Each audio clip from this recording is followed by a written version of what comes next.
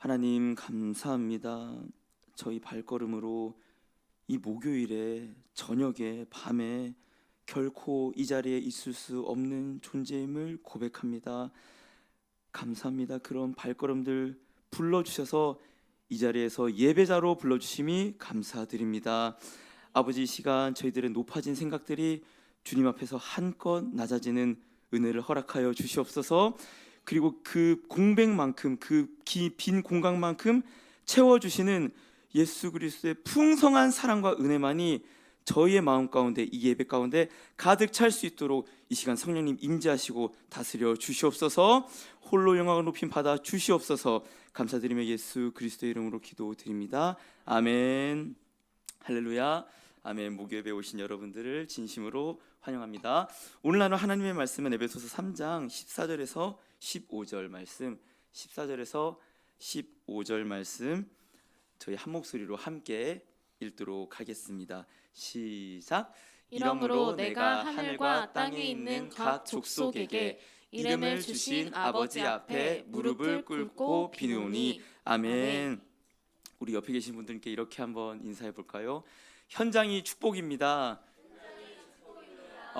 저희 박명훈 선생님께서 아까 말씀하셨는데 현장 예배를 드리는 이유가 있다. 이 영상으로 드릴 때는 맞아요. 저희도 집중도 되지 않고 예배가 예배답지 않게 됩니다. 제가 그 말을 듣는데 또 한 번 생각이 난 거예요. 내가 직장 생활할 때는 오고 싶어도 이 저녁 예배에 오지 못했었지. 근데 하나님께서 너무 단단히 코를 깨셔서 이제 예배를 빠질 수 없는 존재로 만드셨구나. 또 감사합니다 하는 생각을 갖게 되었는데요. 물론 그건 온라인 예배를 드리시는 분들 정죄하는 건 아닙니다. 근데 이렇게 기도했으면 좋겠어요. 하나님, 내가 현장 예배를 사수할 수 있는 그런 직장을 허락해 주시옵소서. 또 그런 건강을 허락해 주시옵소서. 현장이랑 달라요. 왜냐하면 예배라 그래요. 온라인으로는 예배가 아닙니다. 봅니다. 듣습니다. 영상을 보는 거예요. 예배는 마음과 몸이 떨어져 있지 않습니다. 몸으로 함께 드리는 게 예배이기 때문입니다. 그렇지만 이렇게 현장으로 불러주신 하나님께 감사하면서 하나님 어떤 말씀, 어떤 메시지, 또 어떤 나에게 깨달음을 줄지 기대하면서 함께 말씀을 듣고 또한 기도의 시간 나아가기를 소망합니다. 이제 에베소서 저희 3장 마지막 부분을 보고 있는데요.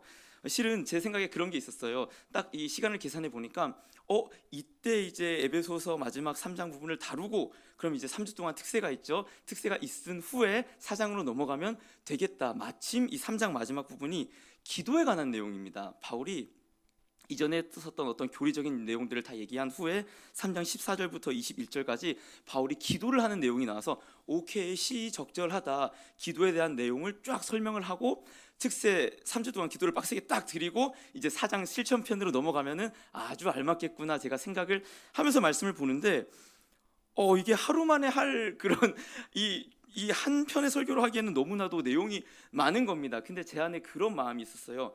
기도는 그래도 말씀보다는 그래도 직접 해보는 어떤 실천의 영역이니까 이러이러한 말씀이 있습니다. 우리 함께 기도 3주 동안 하고 4장 실천으로 넘어옵시다 하면 되겠다 했는데 이번 주 월요일 날 원장님이 또 어느 맥락에서 그런 말씀 하신지 모르겠는데 그런 말씀을 하시는 거예요.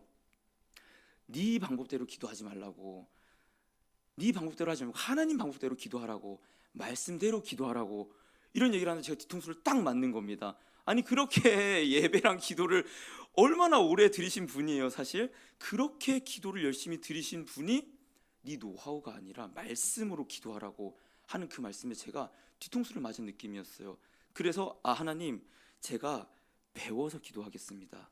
제가 말씀을 보고 기도로 들어가겠습니다 해서 어떤 결론을 내렸냐, 오늘은 이제 3장 후반부에 어떤 서론부에 해당하는 내용들을 나눌 겁니다. 그래서 기도에 대해서 우리가 깊이 있게 다루고 또 특세 기간을 지난 후에 또 기도에 대해서 하나님, 바울은 어떻게 기도했나요? 말씀은 어떻게 기도하라고 하나요? 그 기도를 배워서 하는 저희에게 주시옵소서.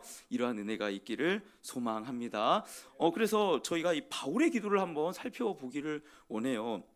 바울은 어떻게 기도를 하였을까? 무엇을, 어떤 내용을 기도를 하였을까? 실제로요, 바울의 서신서에는 그 앞에 부분, 그러니까 1장에 해당하는 내용에 거의 무조건 감사와 기도의 내용이 담겨져 있어요. 이건 거의 국룰, 이 룰처럼 바울이 그런 형식으로 편지를 썼는데 그 감사와 기도의 내용이 실은 굉장히 중요합니다. 거기에 때로는 갈라디아서 같은 경우에는 감사 내용이 없거든요. 왜냐? 갈라디아에서 그 갈라디아 교회가 다른 복음을 따랐기 때문에. 그러니까 이 감사 내용과 기도 내용을 살펴봤을 때 바울이 이 편지를 통해 뭘 설명하고 싶은가? 바울이 어떠한 내용을 전달하고 싶은가를 잘 살펴볼 수가 있어요. 그런데 편지마다 그 내용들은 조금씩 다른데 공통적인 내용들이 있어요. 바울이 기도를 할 때 무엇을 감사했고 무엇을 간구했느냐? 다른 게 아닙니다. 그 초점은 오직 복음뿐인데요. 로마서 1장 8절 9절을 보면 제가 읽어볼게요.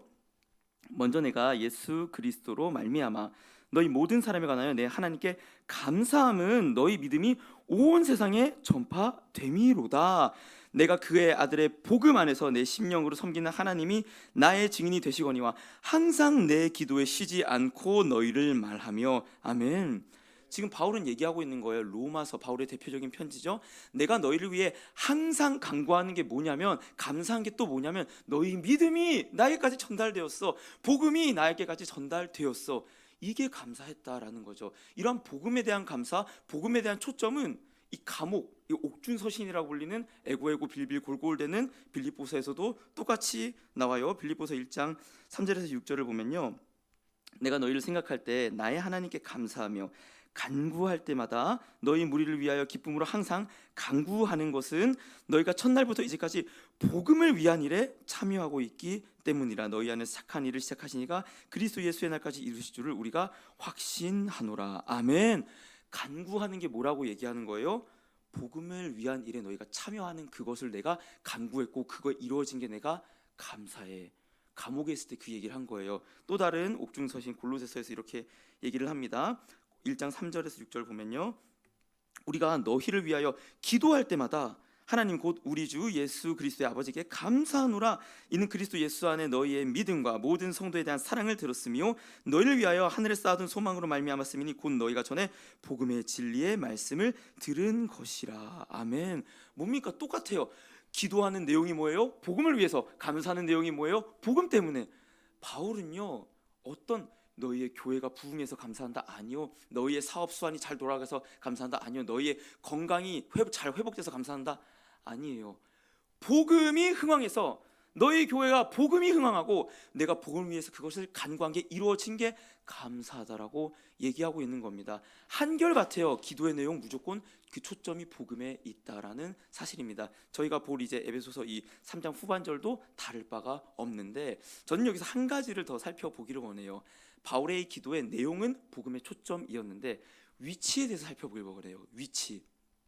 편지를 쓰다 보면은 대부분은 바울이 1장에서 이제 감사하는 내용, 간구의 내용, 복음을 위해서 쓰거든요. 그 다음에 쭉쭉쭉쭉 얘기를 하다가 갑자기 기도를 해요. 바울이 편지를 쓰다 말고 기도를 하는 내용들이 간간 나오는데, 그게 오늘 에베소서 3장에 있는 말씀이고, 그런 내용들을 살펴보면 이 기도의 위치에 따른 기도의 의미가 있는데, 에베소서 저희 3장의 말씀을 보면요, 3장 14절 한번 미리 한번 볼까요? 미리 보면요, 바울이 이렇게 얘기해요. 이러므로 내가 하나님께 비노니, 이러므로라고 얘기를 하고 있어요. 그러니까 이러므로라고 하는 건 뭔 말이에요? 이전에 뭔가 있었으니까 내가 그것 때문에 내가 기도한다라 얘기하는 거예요. 그 전에 있던 내용이 뭐죠?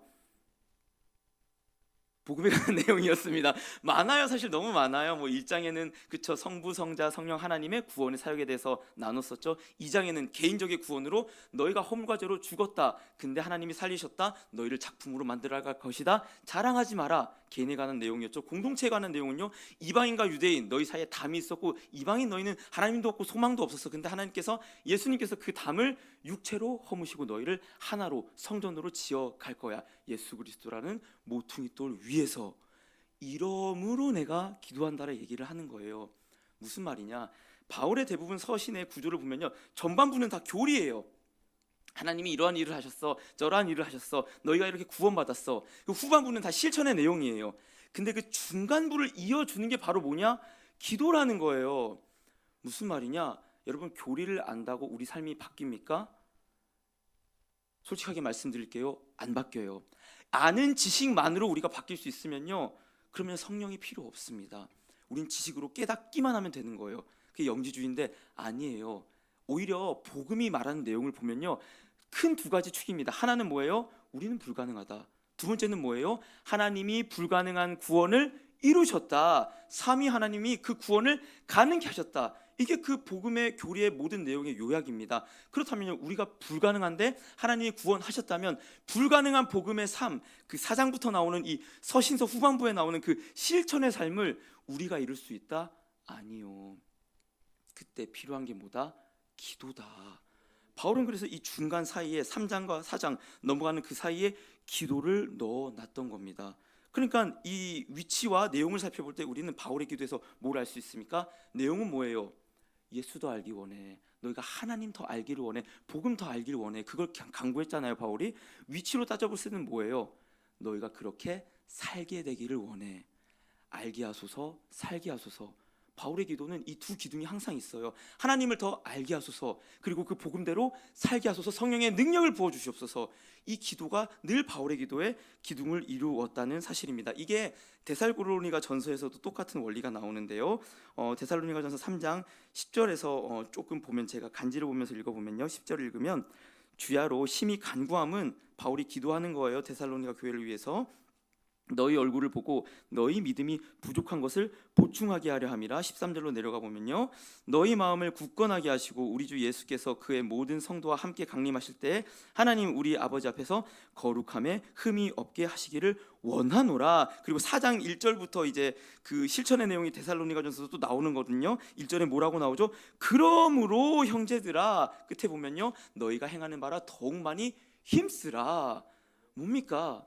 내가 교리에 대한 내용을 설명했어. 너희가 어떠한 구원을 받았는지 기억해봐. 근데 그거 안다고 실천하지 못해. 그래서 내가 간절히 기도하는 거야. 너희가 그렇게 살기를 원해. 살게 하소서. 그러므로 행하라. 실천으로 나아가는 겁니다. 무슨 말인지 이해가 되시죠? 그래서 에베소서 4장 1절 간지 없는데 한번 볼까요? 4장 1절도 보면 그러므로 형제들아 똑같이 나오는 거예요. 교리에 대한 설명을 하고 그거를 살게 하소서 기도를 하고, 그러므로 너희가 그렇게 한번 해봐. 왜? 내가 성령께 기도했어. 너희가 그렇게 살 수 있도록 간구했으니까 너희가 그렇게 한번 살아봐라고 기도를 하고 있다라는 사실이죠. 제가 이제 이 기도에 대한 내용들을 이제 다루고 묵상하고 말씀을 준비하다가 제가 기독교 강요라는 책이 있어요. 칼빈이 쓴 책인데 사실 저희 이제 신학생들한테는 필독서입니다. 네 권으로 굉장히 두꺼운 책인데 그래서 제가 좀 미쳤었나 봐요. 그 칼빈이라는 신학자는 기독교 강요에 미쳐서 제가 옛날 사진을 보다가 그 책을, 그 기독교 강요의 내용이 너무 좋아갖고 찍어놓은 사진이 있어요. 근데 그 날짜가 12월 25일이었어요. 제가 성탄절 예배를 드리고 밤에 그걸 너무 막 읽고 싶어갖고 그걸 읽다가 너무 감동받아서 찍어놨던 사진이 있었습니다. 아내가 저를 구해준 거예요. 아마 미쳤을 거예요. 그렇게 살았으면. 아무튼 근데 그 기독교 강어의 이제 3권의 후반부에 해당하는 내용이 기도에 대한 내용이 똑같이 나오거든요. 칼빈도. 근데 칼빈이 그 기도에 대한 내용을 서술하면서 이렇게 시작을 해요. 여태껏 논의해 온 바로 이나면, 이런 식으로. 그러니까 똑같이 바울처럼 1권과 2권 내용은 다, 그러니까 너희가 어떻게 구원받았는지, 예수 그리스도가 누군지, 이런 교리에 대한 내용을 계속 얘기해요. 칼빈도. 근데 그러다가 기도를 시작할 때 어떤 얘기를 하냐면 여태껏 논의해 본 바에 의하면은, 그러면서 뭐라고 얘기하냐? 우리의 무지함과 우리의 궁핍함을 우리 안에서 해결할 수 없으니 외부로부터 공급받아야 한다는 것이 필수적이다 라고 하면서 기도에 대한 내용을 시작해요. 무슨 말입니까? 우리 이 개혁주의라고 말하는 신학을요, 우리 성경에 충실한 이 신학은요, 절대 우리에게 가능성이 있다고 얘기하지 않는 신학입니다. 이 말을 들었어요. 우리 신학은 행주 신학이 아니라 걸레 신학이라고. 무슨 말이에요? 행주는 빨아 쓸 수 있는데 걸레는 버려야 돼요. 새 수건이 와야 되는 거예요. 걸레는 빨아도 걸레라는 거예요. 그러니까 우리는 새롭게 입혀져야 가능한 존재지 행주로 우리의 노력으로 빨아서도 안 된다는 겁니다. 그러니까 뭡니까? 에베소서든 로마서든 간에 결국 우리는 불가능하다, 하나님이 가능하다. 그러니 기도를 통해서 우리가 이 복음의 삶을 살 수 있다. 그러니까 우리가 성경을 제대로만 묵상하고 안다면 어디로 끌려가게 된다는 겁니까? 기도의 자리요. 기도의 자리로 끌려갈 수 없다고 말씀은 얘기해주고 있다라는 사실입니다. 그런데 우리는 종종 이러한 오해를 저도 계속해서 이제 계속해서 상기하는 건데, 이러한 생각들을 종종 할 때가 많이 있어요. 아니 근데 성경은 맞아요. 하나님의 주권에 대해 얘기하잖아요. 우리는 불가능하고 하나님의 주권으로만 가능하다고 얘기하잖아요. 그럼 기도가 무슨 소용이 있어요? 예를 들어 내가 그렇죠. 뭐 저는 결혼을 했긴 했지만 내가 이 여자와 결혼하고 싶다고 기도를 하는데 그게 하나님 뜻이 아니면은 제가 이렇게 기도하는 것이 무슨 의미가 있냐, 이러한 생각을 할 때가 많이 있습니다. 그래서 극단으로 가는 결론이 뭡니까? 아 그래, 하나님의 주권대로 되니까 저 그냥 한번 기도하고 될 대로 되려면 말래요. 이 사람이 맞으면 하나님께 결혼하게 하시겠죠. 이 일이 맞으면 하나님께서 일하게 하시겠죠. 그런 식으로 때로는 하나님의 주권을 지나치게 오해해서 기도의 끈을 놓아버리는 그러한 일이 도달하기도 합니다. 근데 성경은 절대로 하나님의 주권과 기도에 대해서 부딪히지 않는다고 얘기를 하고 있습니다. 오늘은 기도에 대한 좀 서러운 부분이니까 우리가 하나님의 주권과 기도에 대해서 한번 살펴보기를 원하는데요. 에스겔 36장 36절에서 38절 저희 함께 읽어보도록 하겠습니다. 시작. 너희 사방에 남은 이방 사람이 나 여호와가 무너진 곳을 건축하며 황폐한 자리에 심은 줄을 알리라. 나 여호와가 말하였으니 이루리라. 주 여호와께서 이같이 말씀하셨느니라. 그래도 이스라엘 족속이 이같이 너에게 이루어 주기를 내게 구하여야 할지라. 내가 그들의 수요를 양떼같이 많아지게 하되 제사 드릴 양떼 곧 예루살렘이 정한 절기의 양 무리같이 황폐한 성읍을 사람의 때로 채우리라. 그리한즉 그들이 나를 여호와인 줄 알리라 하셨느니라. 아멘. 저는요 하나님의 주권과 기도에 관하여서 사실 말하고 있는 말씀 구절이 굉장히 많이 있는데 이 에스겔 36장 이 부분만큼 하나님의 주권과 기도가 어떻게 상충되지 않고 조화되는지 말해주는데 적절한 이것만큼 적절한 부분이 없다라고 생각을 하는데요. 보시면요 36절에 이렇게 얘기해요. 나 여호와가 말하였으니 이루리라. 뭡니까? 포로기한 너희가 할 거야. 왜? 내가 말했으니까. 제가 세훈이한테 지난번에도 세대통합 예배 드릴 때 그 복습을 하잖아요. 세훈아, 창조 며칠? 6일 창조. 7일은 뭐 안식. 뭘로 창조? 말씀으로 창조. 말씀으로 하나님 말씀하시면 된다, 안 된다? 된다. 아멘, 아멘. 제가 이거를 계속 세뇌하고 있거든요. 맞아요. 하나님께서 말씀하시면 된다, 안 된다? 된다. 이게 하나님의 주권이잖아요. 내가 말씀하셨으니 내가 이룰 것이다. 아멘. 하나님께서 이루세요. 우리의 기도가 설령 부족하다 하더라도 우리가 아무리 악하다 하더라도 하나님은 분명히 말씀하셨으니 이루어 가실 분입니다. 그런데 놀라운 건요 37절에 이렇게 얘기를 하는 거예요. 하나님께서 주 여호와께서 이같이 말씀하셨느니라. 그래도 내게 구하여야 할지라. 그래도 내게 구하여야 할지라. 이게 하나님의 일하심의 방법입니다. 무엇인가요?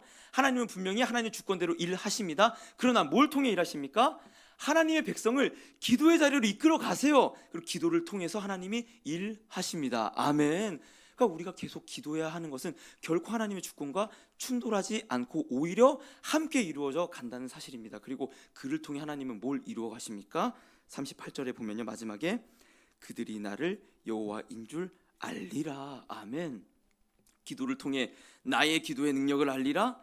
아니요. 내가 얼마나 기도를 잘하는지 알리라? 아니요. 그들이 나를 여호와인 줄 알리라. 아멘이요. 기도를 통해 기도의 제목이 성취해지는 그것보다, 문제가 해결해지는 그것보다 하나님은 뭘 알기를 원하냐? 내가 여호와인 줄 너희가 기도를 통해 알게 될 거야라고 하나님 말씀하고 계신다라는 사실입니다. 이뿐만이 아닙니다.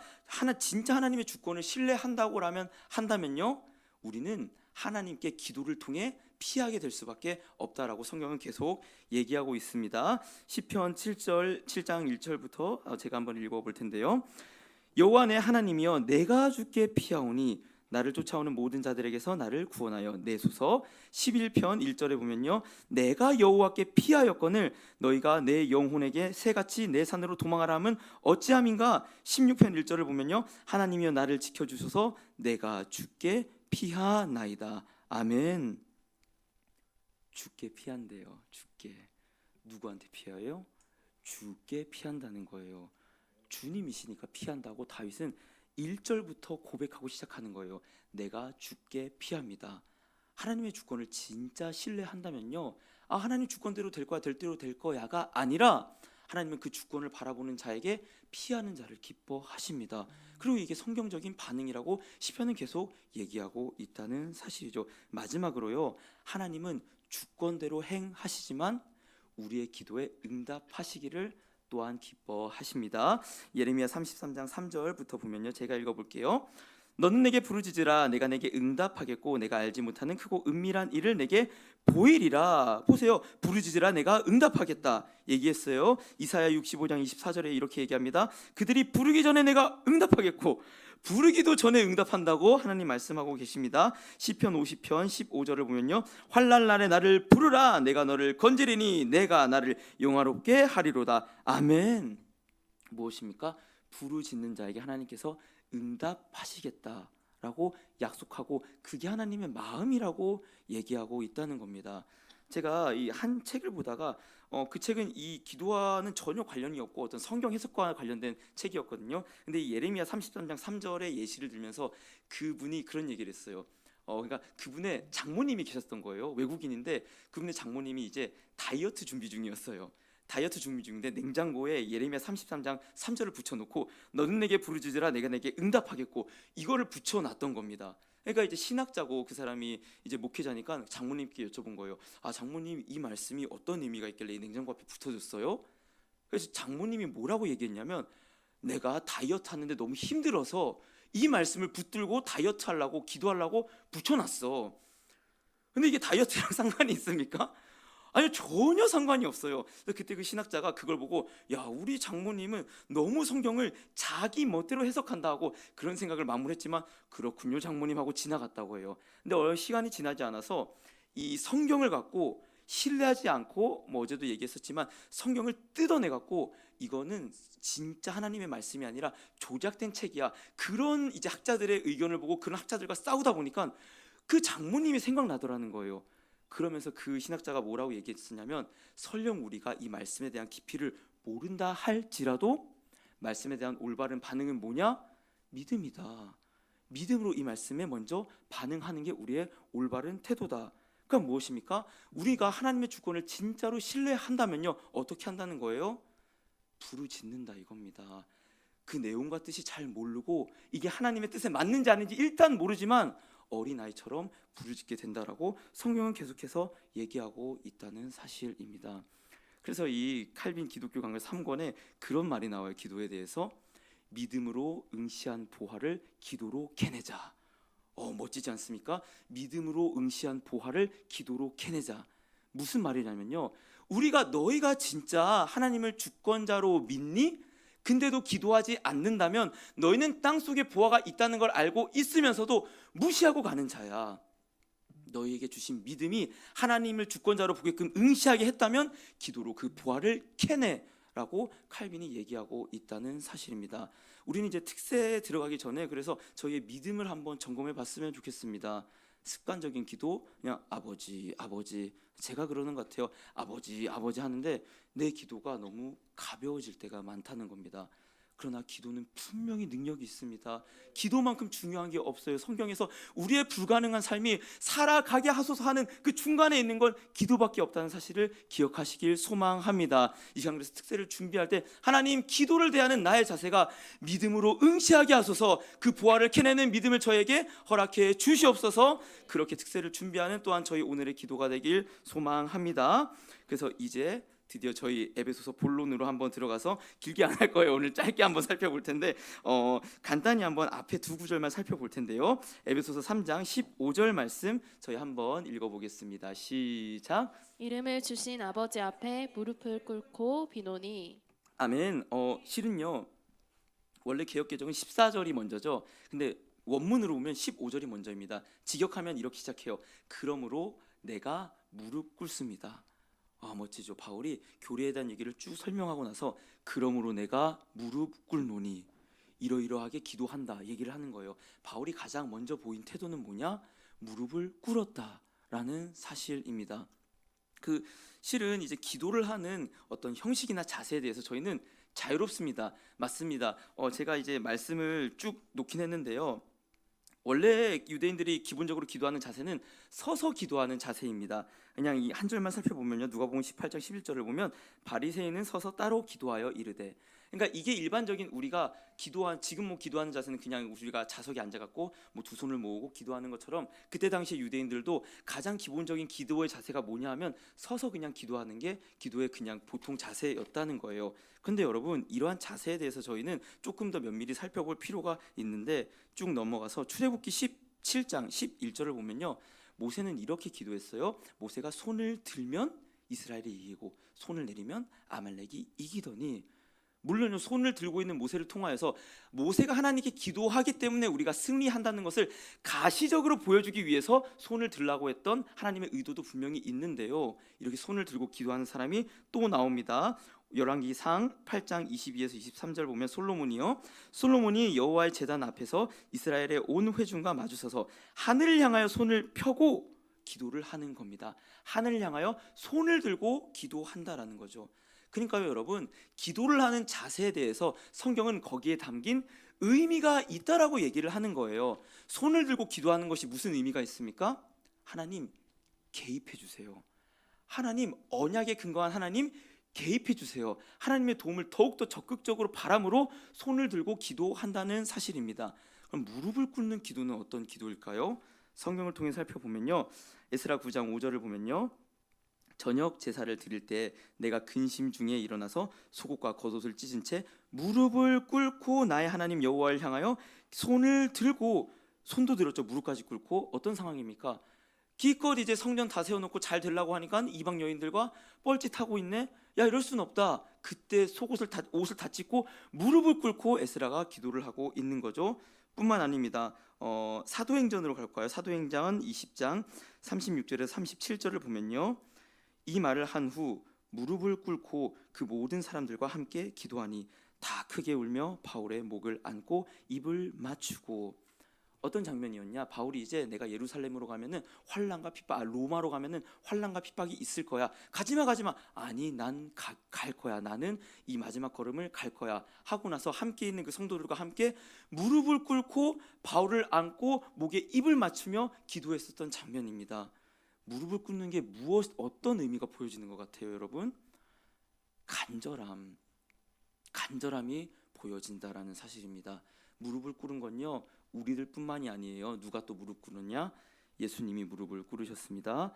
누가복음 22장 41절에서 42절 함께 읽겠습니다. 시작. 그들을 떠나 돌 던질 만큼 가서 무릎을 꿇고 기도하여 이르시되 아버지여, 만일 아버지의 뜻이거든 이 잔을 내게서 옮기지 마옵소서.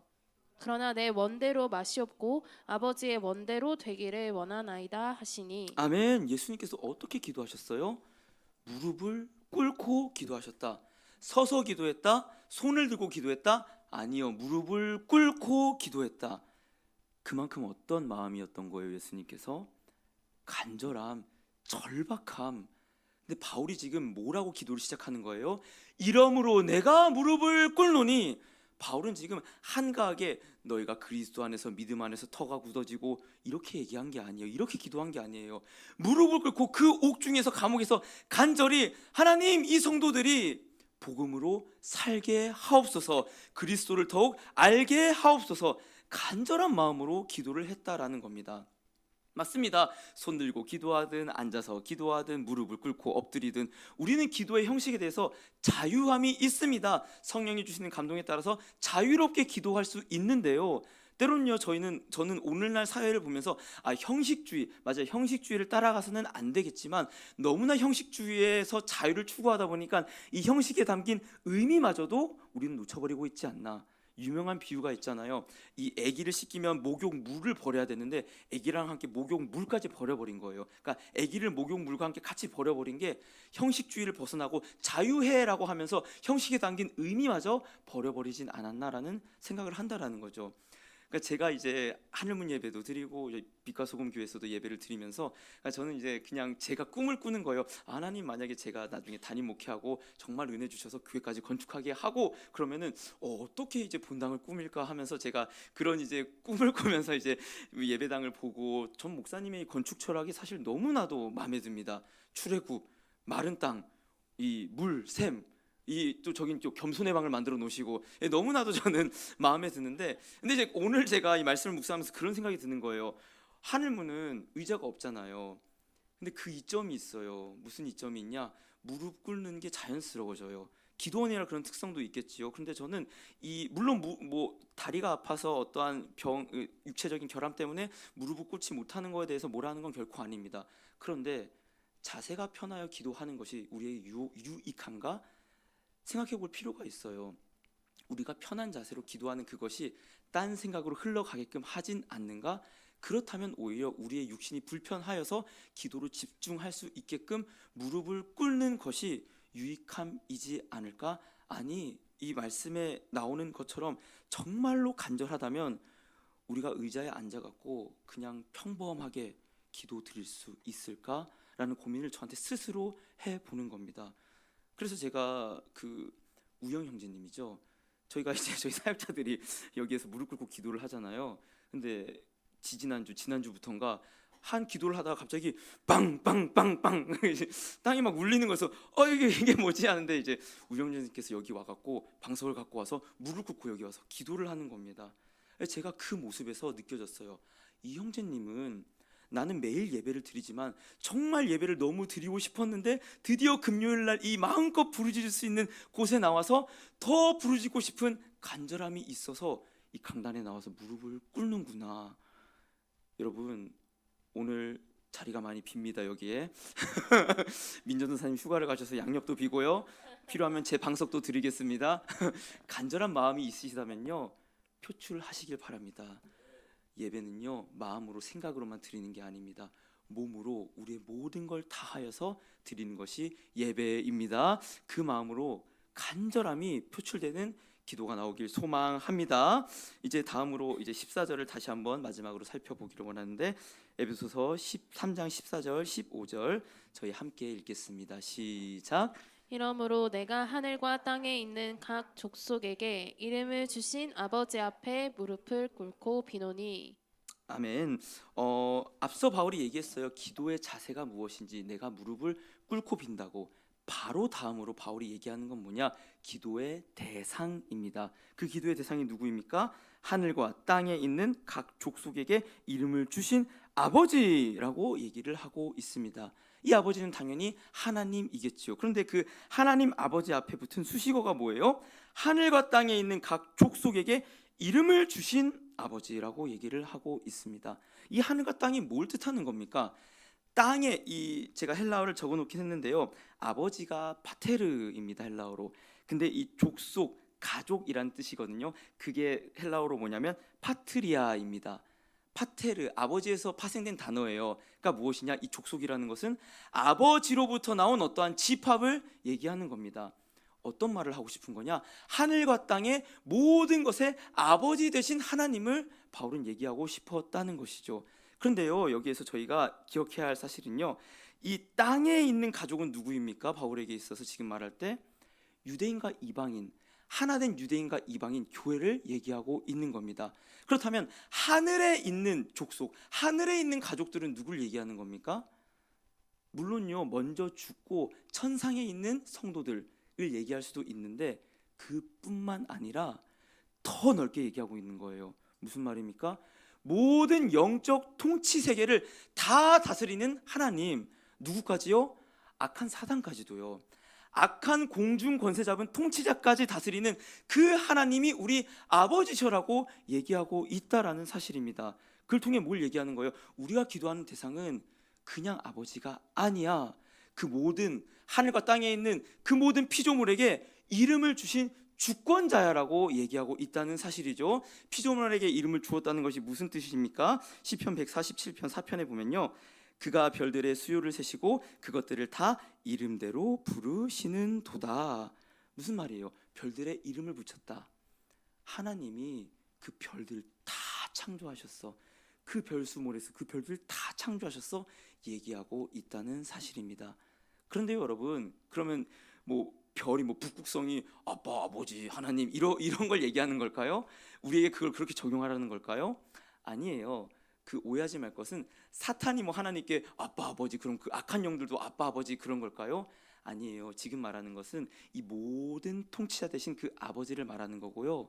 더 좁게 저희에게 궁극적으로 적용할 것은요, 우리에게는 초월자이신 그 아버지이실 뿐만 아니라 인격자로서 진짜 우리의 아버지라고 얘기를 하는 겁니다. 그래서 이름을 주셨다라고 얘기를 하는데, 이름을 주신 장면들을 살펴보면 그게 무슨 의미인지 알 수가 있어요. 창세기 17장 5절에 보면요, 이제 후로는 내 이름을 아브라함이라 하지 않고 아브라함이라 하리니. 아브라함이라 하려고 아브라함의 이름을 아브라함이라고 이름을 주십니다. 이게 무엇입니까? 이 17장이 뭐에서 나온 거예요? 할례. 할례가 뭐예요? 거듭남. 이 할례가 뭐랑 신약에서 연결됐어요? 세례. 세례가 뭡니까? 홍해를 죽었다가 살아 돌아오는 것, 지나가는 것. 무슨 의미예요? 너희가 예수와 함께 죽었다가 다시 살아남. 이름을 줬다는 게 무엇입니까? 죽었다가 다시 살아난 거예요.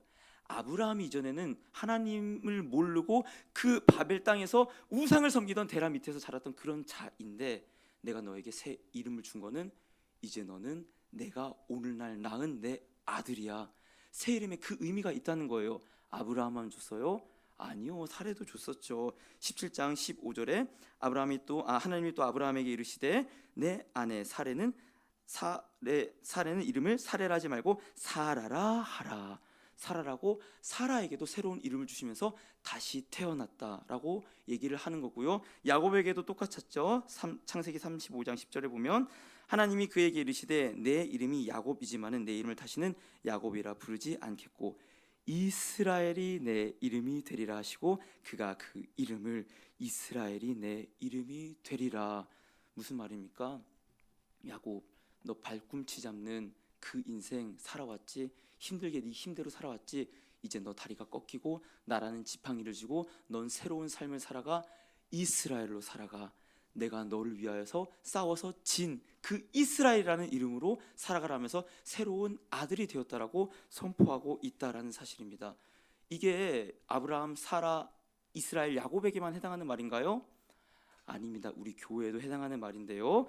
누가복음 6장 14절에 베드로에게 이렇게 말해요. 곧 베드로라고도 이름을 주신 시몬과.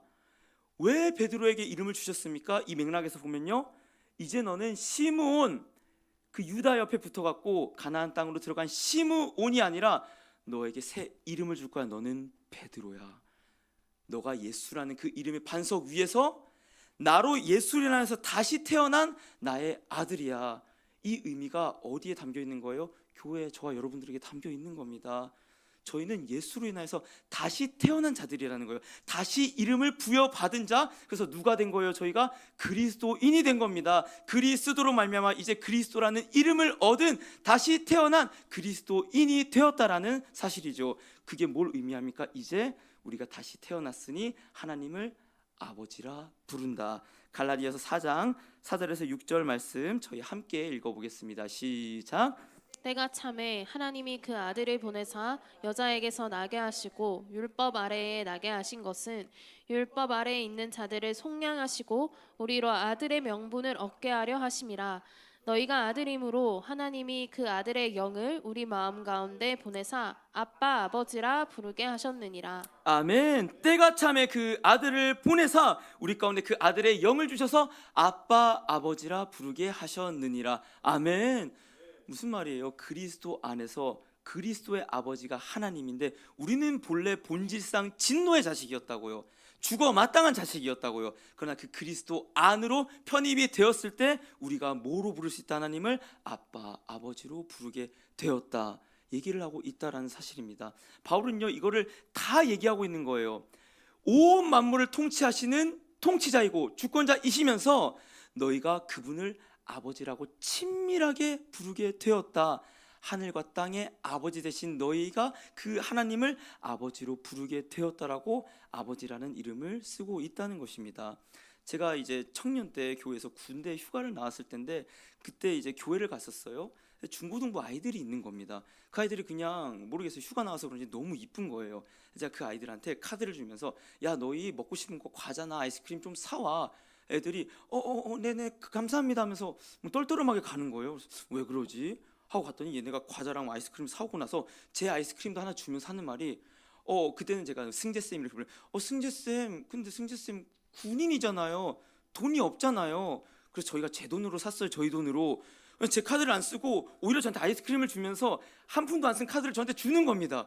제가 그때 마음이 어땠을까요? 모욕감이 느껴졌어요.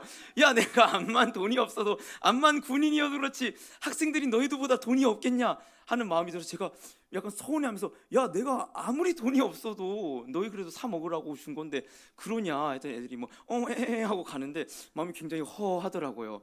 근데 하물며 저는 물론 자식이 없습니다만 하물며 아버지가 주권자고 다 해줄 수 있는 그 카드가 있는데도 불구하고 주권자이면서 아버지라고 부르게 해줄 수 있음에도 불구하고 기도를 안 하고 하나님 이 카드를 쓰는 게 제가 좀 염치가 없어요.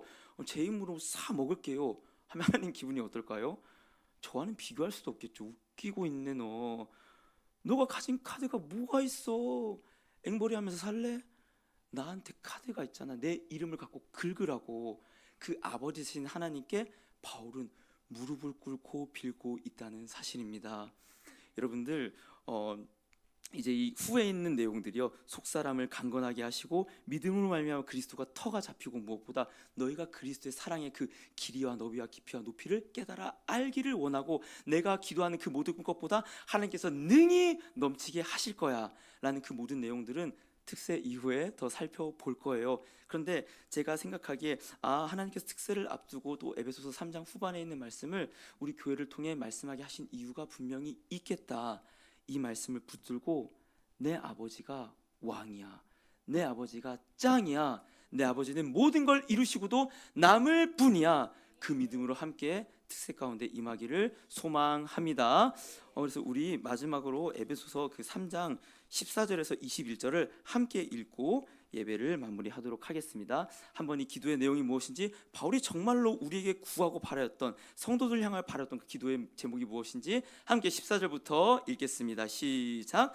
이러므로 내가 하늘과 땅에 있는 각 족속에게 이름을 주신 아버지 앞에 무릎을 꿇고 비노니 그의 영광의 풍성함을 따라 그의 성령으로 말미암아 너희 속사람을 능력으로 강건하게 하시오며 믿음으로 말미암아 그리스도께서 너희 마음에 계시게 하시옵고 너희가 사랑 가운데서 뿌리가 박히고 터가 굳어져서 능히 모든 성도와 함께 지식에 넘치는 그리스도의 사랑을 알고 그 너비와 길이와 높이와 깊이가 어떠함을 깨달아 하나님의 모든 충만하신 것으로 너희에게 충만하게 하시기를 구하노라. 우리 가운데서 역사하시는 능력대로 우리가 구하거나 생각하는 모든 것에 더 넘치도록 능히 하실 이에게 교회 안에서와 그리스도 예수 안에서 영광이 대대로 영원 무궁하기를 원하노라. 아멘. 아멘. 아멘. 그러한 믿음으로 함께 이 기도의 여정에 함께 하시길 소망합니다. 함께 찬양하시겠습니다. 우리 함께 기도해